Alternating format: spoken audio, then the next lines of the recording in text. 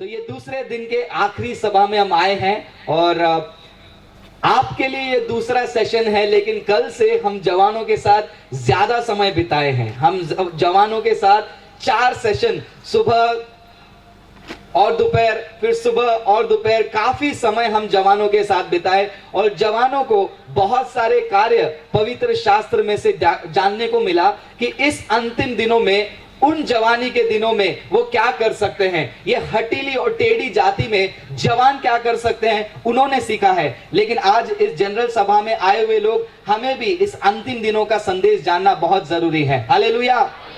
तो जवान जो है इस तापी या फिर सोनगढ़ इलाके हैं, या ये इलाके का मुझे उतना आइडिया नहीं है, लेकिन यहाँ के जवान अपने आप को पूरी तरह प्रभु यीशु मसीह के लिए डेडिकेट कर दिए हैं, ये मैं विश्वास करता हूं। जवानों, ये सच है। हालेलुया। जवानों की आवाज नहीं आ रही। जवानों, आपको बताना है बाकी सभी को कि हाँ, हम तैयार हो गए हैं। जवानों, आप तैयार हो गए हैं। Hallelujah, hallelujah. जवान तैयार हो गए हैं और इस अंतिम दिनों में हमें भी तैयार होना है, इसीलिए प्रभु यीशु मसीह ने हमको बुलाया है।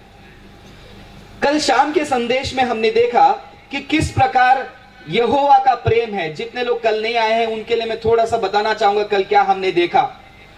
जब हम पुराने नियम में जाते हैं, पुराने नियम में यहोवा परमेश्वर इस्राएल की प्रजा को देखकर कहता है कि तुम मेरे निजी धन हो, तुम मेरे विशेष जाति हो, सभी दुनिया में तुम अनोखे हो।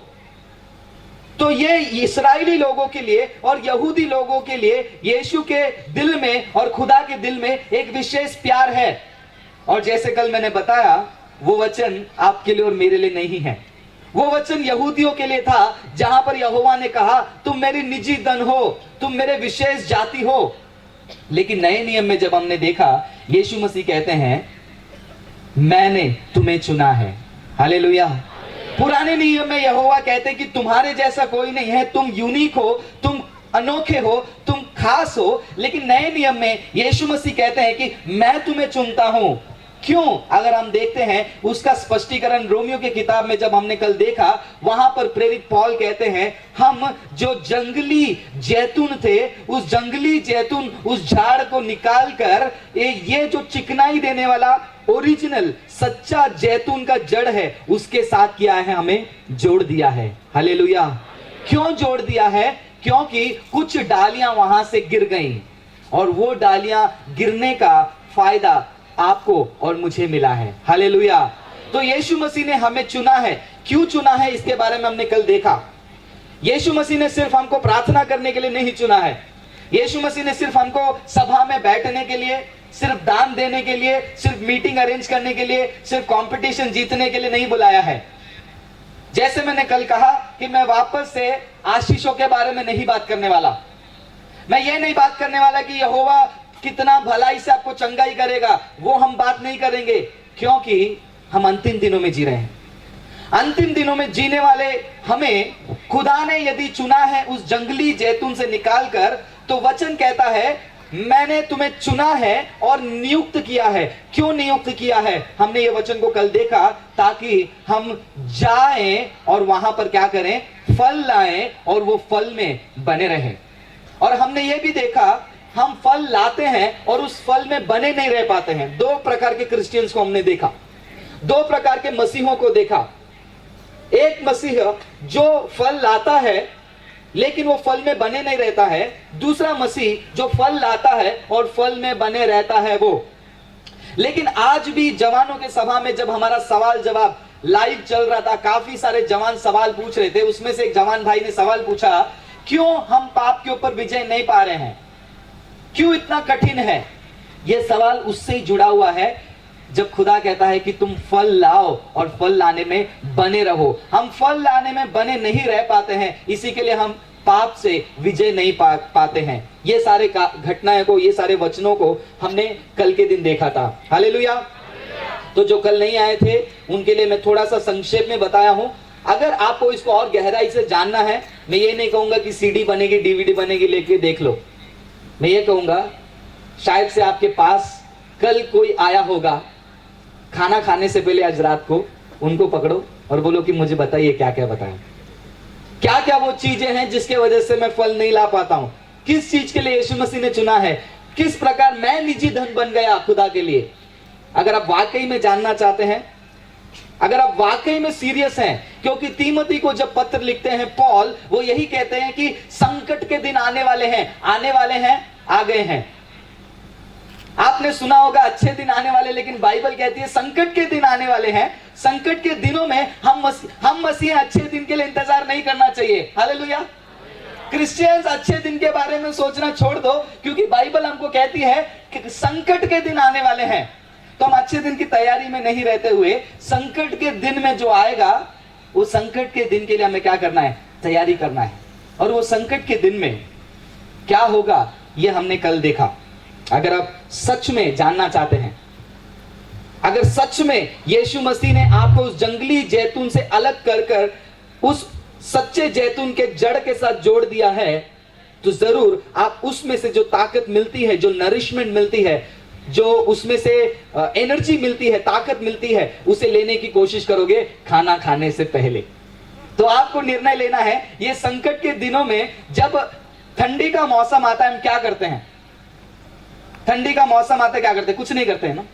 ये गांव है, तो जब बारिश का मौसम आता है तो हम क्या करते हैं? कुछ नहीं करते ना।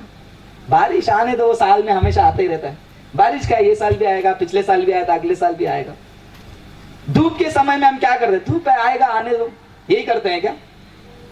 कुछ तो करते हैं, हम तैयारियां करते हैं। चाहे वो बारिश का समय हो, चाहे वो धूप का समय हो, चाहे वो ठंड का समय हो, हम तैयारी करते हैं। लेकिन बाइबल हमको कहती है संकट के दिन आ रहा है, तुम तैयारी करो।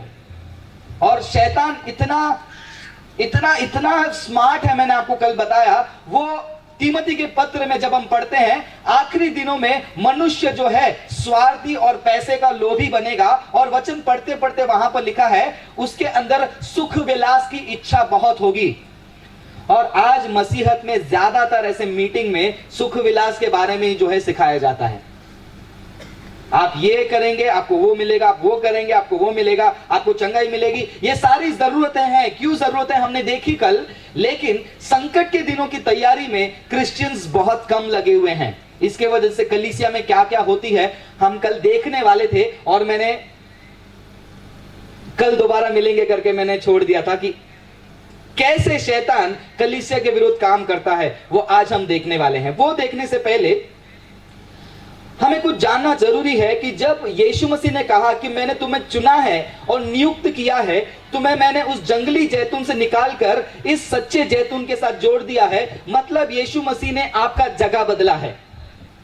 जंगली उस झाड़ से आप सच्चे झाड़ के पास आए हो, आपका जगह बदला है।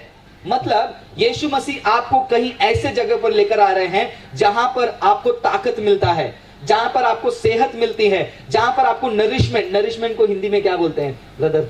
नरिशमेंट पौष्टिक आहार, जहां पर पौष्टिक आहार मिलती है वहां पर लेकर आते हैं, और वो है कलीसिया। आज शैतान, जैसे मैंने कल बताया, वो जानता है कि कलीसिया के विरुद्ध वो कुछ नहीं कर सकता है, क्योंकि पता है कलीसिया के पास इतनी ताकत है, वो मृत्यु को भी क्या है और अधोलोक के दरवाजे को भी क्या करता है, वो तोड़ सकता है और उस पर विजय पा सकता है। शैतान भला क्यों वैसे कलीसिया के विरुद्ध जाके खड़ा रहेगा जहां पर उसका विनाश है। इसीलिए एक एक्सपर्ट कहते हैं शैतान कलीसिया के विरोध करना छोड़कर कलीसिया के साथ जुड़ना शुरू कर दिया, क्योंकि विरोध कर कर आएगा तो हम मार खा लेंगे। अगर कोड़े मारेंगे मार खा लेंगे, जेल में डालेगा, हम बोलेंगे कि हाँ मैं यीशु के लिए जेल में जा रहा हूं। लेकिन अगर साथ साथ मेरे हाथ पकड़कर जब मेरे साथ चलेगा तो मुझे पता भी नहीं चलेगा।